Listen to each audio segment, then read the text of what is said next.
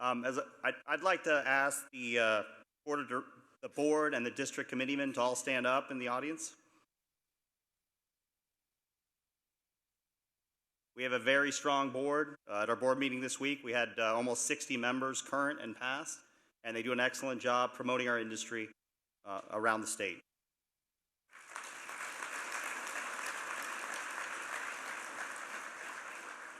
I also would like to ask all the past chairmen to stand up. Here you go.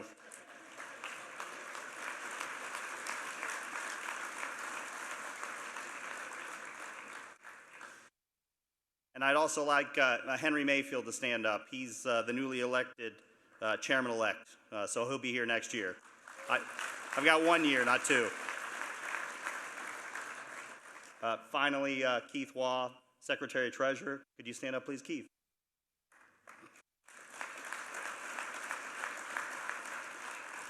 Well, it was quite nice watching those videos. We saw Alligator Ron wrestling alligators. For the last hour or so, I've been wrestling the 4 little kids back there. So thank you for your patience, and we've had fun back there. Real quick, I'd like to go just a little bit more and talk about my family. And actually, I'm going to bring them all up here and introduce them. It's large, obviously, but my beautiful wife, Rochelle, who puts up with me every single day and takes all my shortcomings and fills them in and does a really good job managing our family and our home and our life.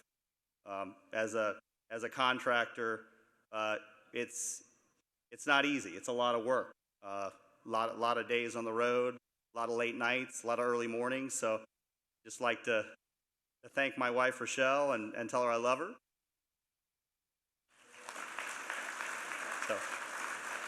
So now we'll start with the whole clan.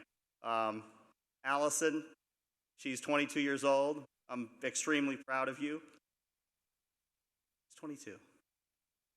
22. Yeah. There's my mom there correcting me as always, but that's okay. So she just graduated from college last May, moved to D.C. She's working a 2-year stint at the National Institute of Health. And even though I've lobbied her for as long as I can remember to come work for me, it's just not going to happen. She's going to be a doctor. So she's got 2 years in D.C. and then off to medical school.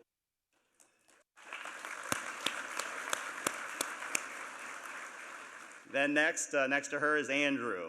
Drew, 19 years old. He's in FSU this year. He's a sophomore. You know, had a little problem with the grades in 9th and 10th grade, so didn't get in UF, but that's okay.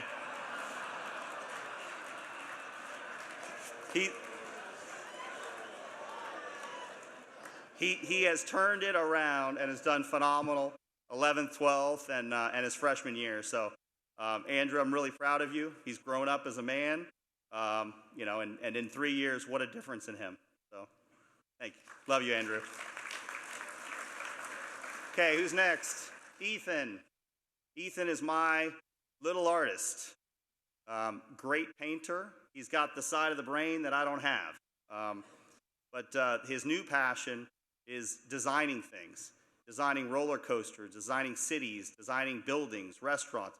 So when I wake up early, which is not that often, but when he's there on my laptop designing something. And I think he's got a great future designing bridges, hopefully. But you know, he's 9 now and just a really good kid. And then we've got Juliet, my 7-year-old princess. She has got extreme confidence, and she can make friends with anyone, and she's really good at including everyone. She's also extremely stubborn, especially with her mom and dad. So, Juju, I love you. She's taking pictures now.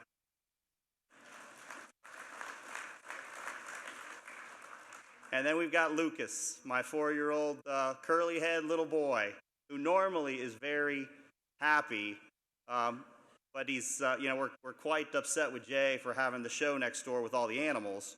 because he really wants to be next door and not here. So, Jay, next time we got to do something different. And then finally, the baby, Emma, 2 years old. She's really sweet. You know, I'm blessed to have such a big family, and you know, I guess one regret is it's just I don't have enough time to spend as much time as I would like to with all of them. So with that, I'm going to have Rochelle and the 6 kids come up real quick for a picture.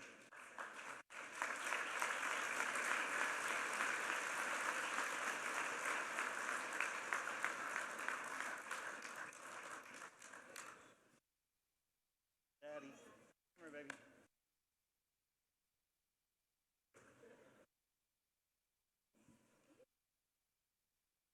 Price.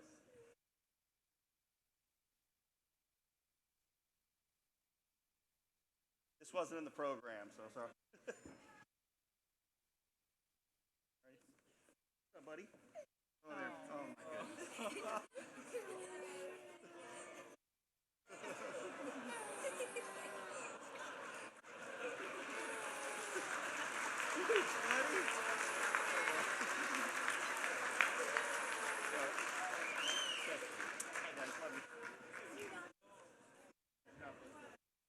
Well, I'm done.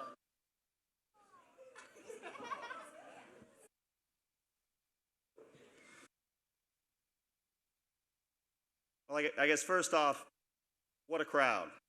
I mean, nearly a record year of attendance. I think we just below 1,000.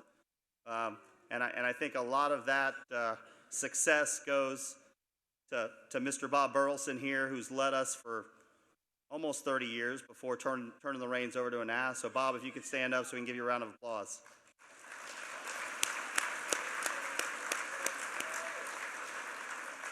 I sent him a text earlier today, and I said, well, how many people came in 1989? And the answer was 220. So we're almost 5 times bigger than we were then. And my understanding back then is things were really tough. The organization was weak, didn't have funding, didn't have money, didn't have influence. And in those 30 years, Bob, you turned it around. So thank you very much.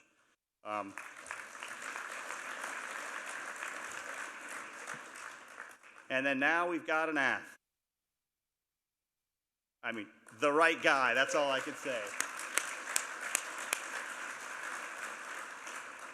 His passion, his energy, his advocacy. I mean, he does everything he can for this industry, whether it's legislative, whether it's relationships with DOT, anything that we need to help make this organization stronger, Anath is there. And really, great job, Anath. I look forward to working with him, and I hope he retires, as the president of FTBA at the end. So we want you for 20 years or 30.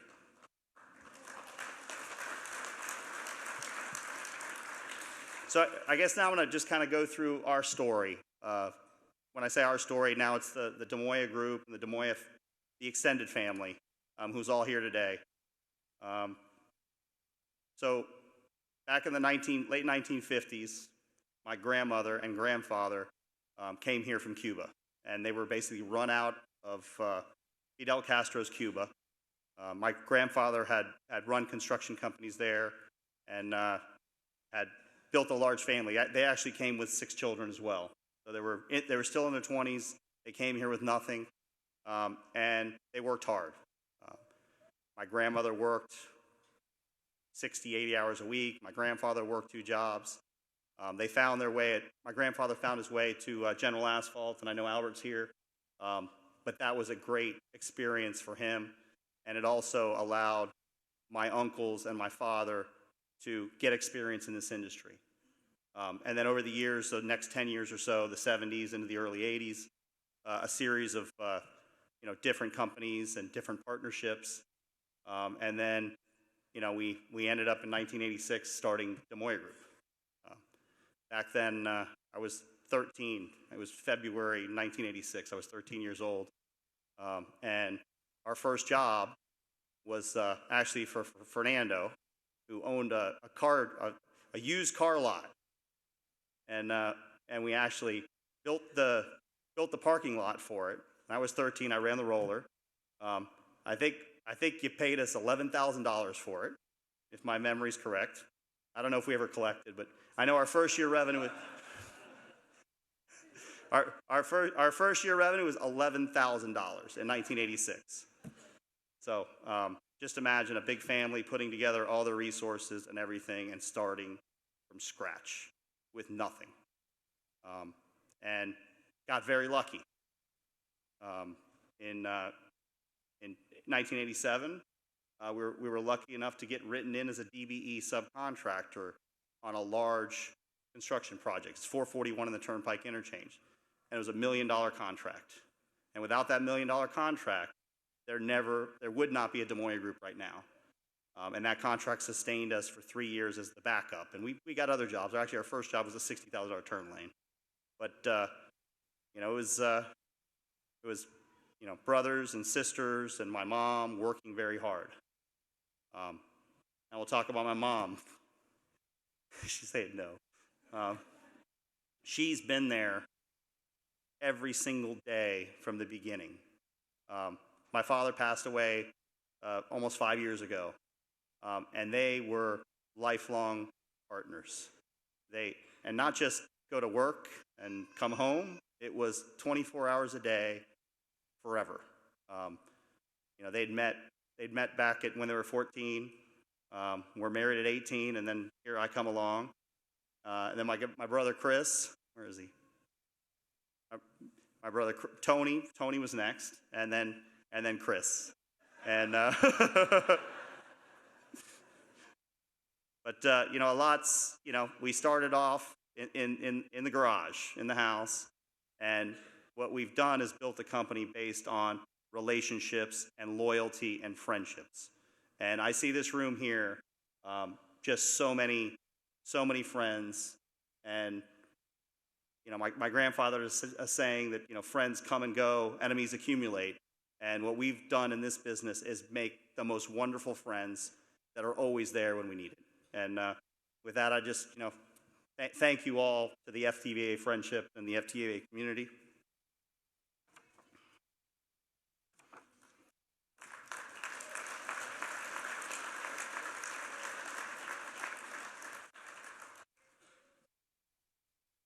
So I'll get back to my father a little bit.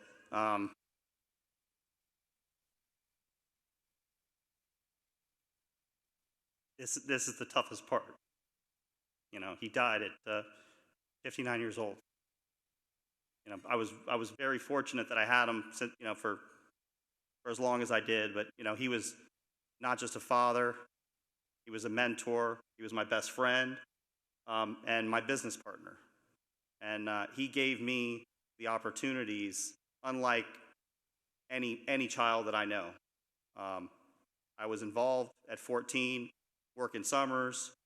I was estimating and bidding complex projects when I was 18. Went to school and got involved on the financial side when I was in school. So I was dealing with the bonding companies when I was in college, and learned a lot. Then, out of school at 22, and, he threw me right in the fire. It was like project manager of this job, and this job. And back then, they were $6 million jobs, $8 million jobs. They were big jobs back then. And I really thank my father for giving me the rope and letting me do, what I do, and letting me be part of the company, and never overshadowed me. So I think that was a real tribute to him.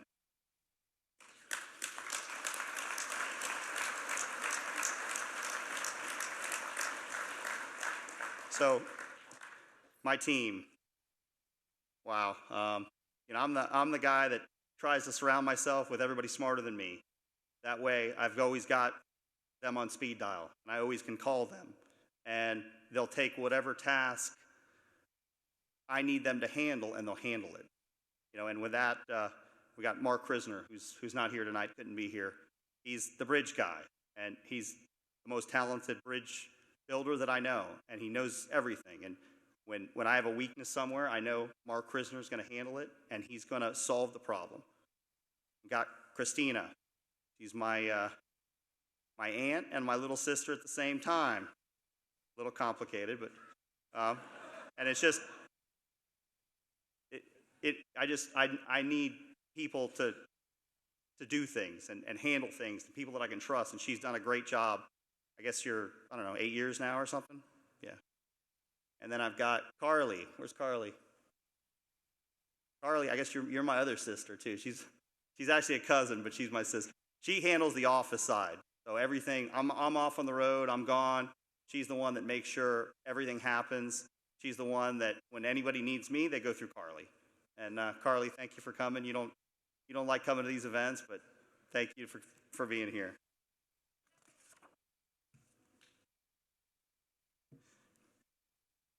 Brent, where'd he go?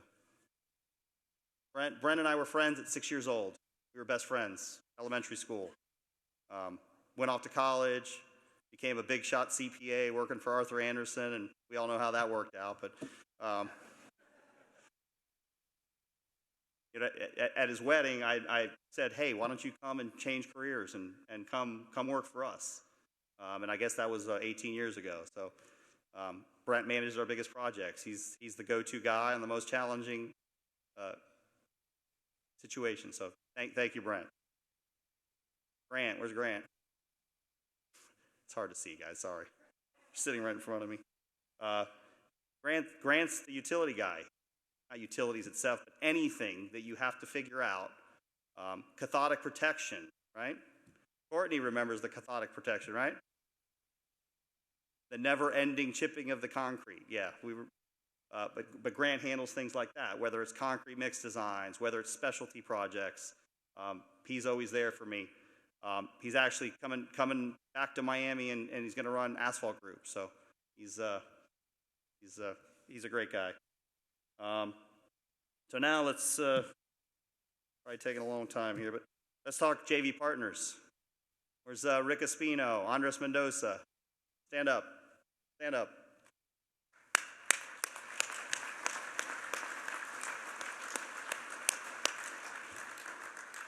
Without our joint ventures in the mid to late 2000s, everything is different.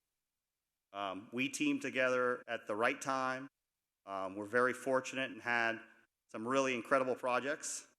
I think the best one is the one we left $53 million on the table on. Remember that one? Yeah. So the joke was that we left a 737 on the table, and really that was a 737.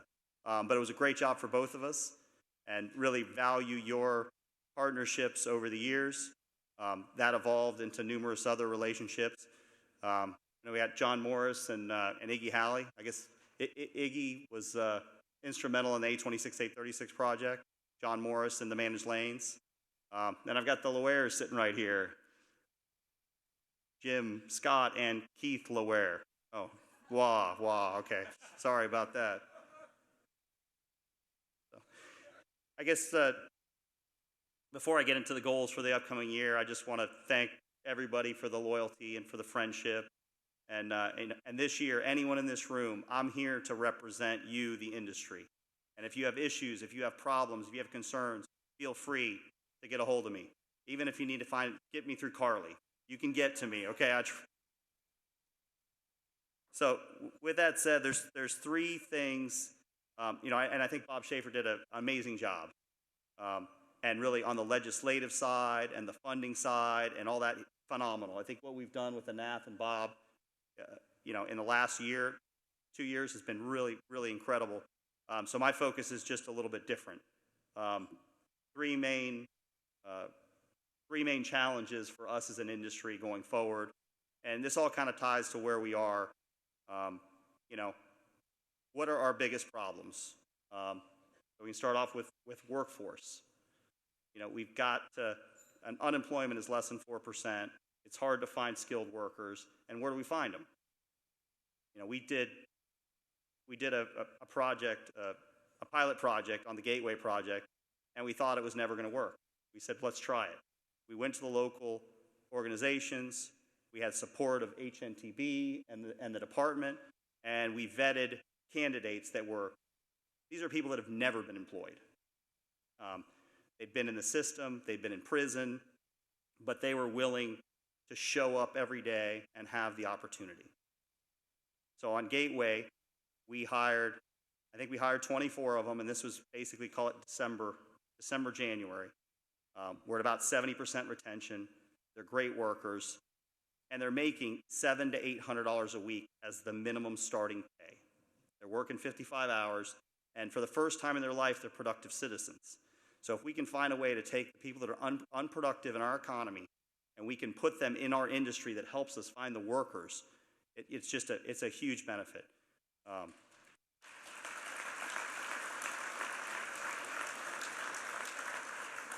And so for each of these items, I've selected somebody in our industry, somebody with gray hair, even though I've got plenty coming.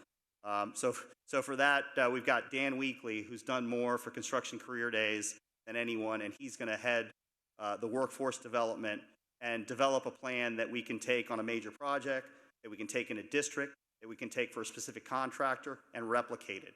And the key to it is basically the contractors have to determine the program. We can't require on consultants. We have to do it ourselves, and we have to have support only. And Dan is excited about it, and we're looking forward to having success. It's not going to be easy, but hopefully next year we give you a report and we've done something good.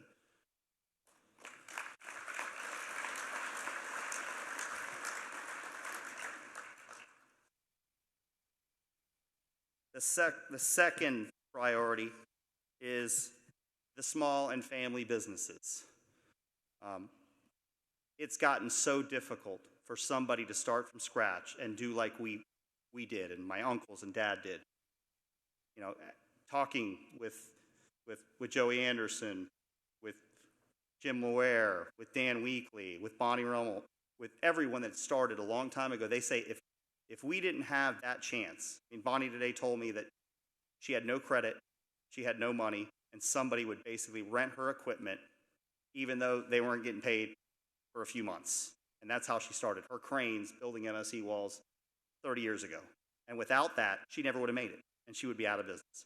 So I think we've got to figure out a way with DOT and with us contractors to find a way to find the next generation of contractors. And doesn't need to be my kids or Jim Moyer's kids, but I'm looking for where are the 14-year-old kids in our industry with a parent that's a superintendent, with a parent that's a project manager, a kid with a chip on his shoulder like I had at 14 that says, you know what, I can do it. I know that I can do it, and have the opportunity to go make dreams a reality. And that's, I think we've got to do something because the family businesses are a dying breed, and I think the subcontracts that they need to sign these days just put them at a huge disadvantage. And if contractors like us aren't fair with them, they can never make it. And really, I ask every contractor in this room to support the small business, be fair with them contractually, and don't squeeze that extra $10,000 or $25,000 out of them that you don't need to.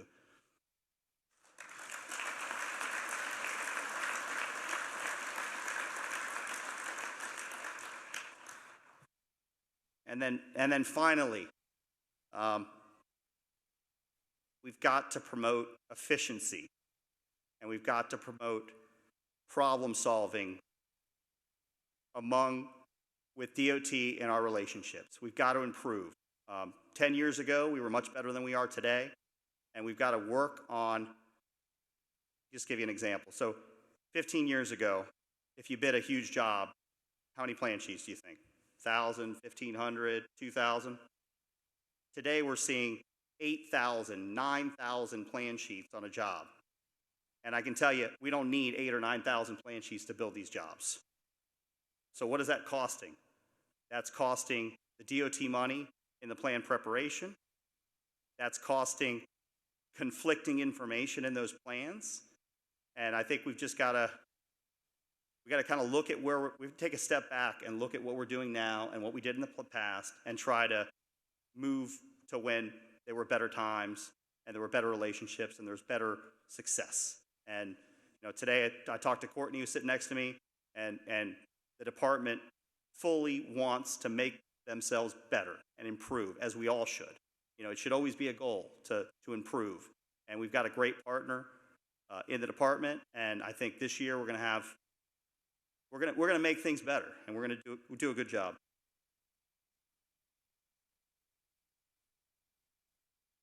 And with respect to that, at dinner the other night, Joey Anderson made the comment, and he said, "I think we can save $500 million a year." And my initial thought was, I don't know. You know, I didn't say it, I just thought it. And then I started thinking about it, because when Joey says something, you better listen, because he's normally right. And then I started thinking about, well, in planned production, well, what can you save? 5% for sure. 10%? 20%? I mean, $500 million is only 5% of the overall DLT budget. It's not that lofty a goal, really. And what can you do with $500 million?